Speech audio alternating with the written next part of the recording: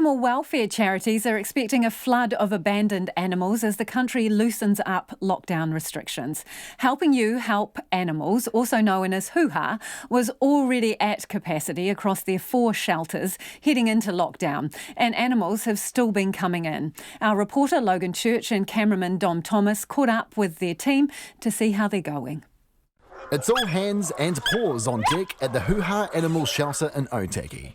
The team here and at their other 3 shelters have been busy during lockdown. We were already full. We were pretty much at capacity prior to COVID. So I would say maybe another 20, 30 animals have come through the door.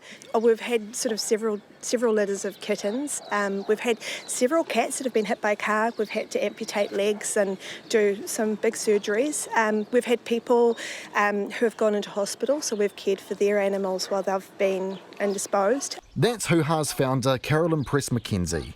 She says as of now, 500 animals, including everything from cats and dogs to goats and a flightless magpie, are in their care. Despite animals still coming in, manager Claire Thornton says they have chosen not to allow adoptions, as long as face-to-face contact is banned. It's really important for us to interview them thoroughly, get to know them on a personal level, see that interaction with that animal and give them instruction in person on how to care for their animal, what this animal needs, just basics like taking them for a walk and things like that. So it's a process with us. And I think if you do contactless adoptions, that whole process is not on the table, and that for us is not okay. So we're waiting.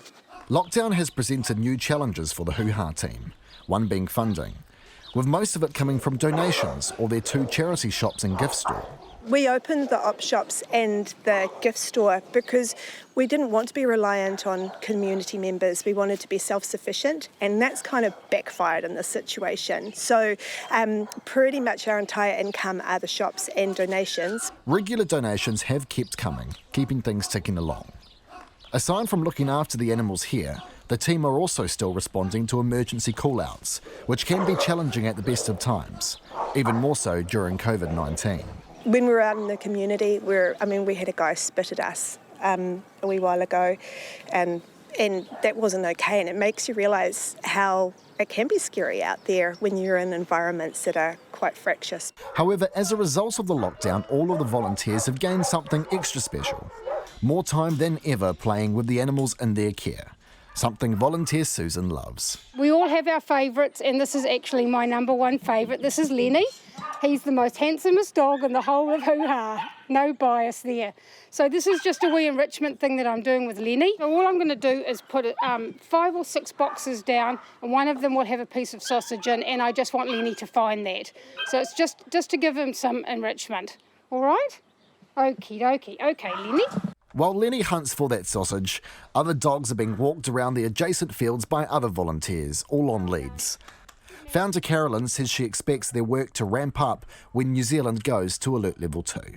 I think what we're expecting, whether we're right or wrong, I don't know, but we're expecting for, I think, Level 2. There are a lot of people who are calling in every day saying, we're done with our dog, we don't want it anymore, or we see feral cats in our backyard, lots of kittens everywhere. So I think when Level 2 comes, I think perhaps the floodwaters will burst forth then. For Checkpoint, Logan Church.